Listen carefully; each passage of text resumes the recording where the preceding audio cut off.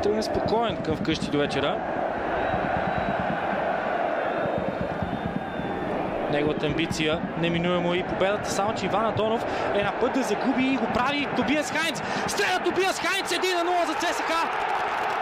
Вероятно Николай Костов се чуди какво да прави с вратарите си и как да процедира от тук нататък. Твърде много се оказаха докосванията на Иван Андонов за присъствието, което... Добре се пребори с Каршем.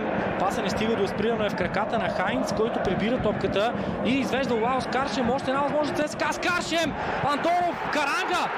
Няма засада. За момент е такава неотсъдена. Червените водят с 2-0. Фернандо Каранга се разписва срещу Левски. Реализирани от Тарамец. Тук категорично засада не може да има. Каранга е най-малкото зад двама души, а ако не дори и зад топката по време на удара на Лао с Каршем, трудно тук ще има засада.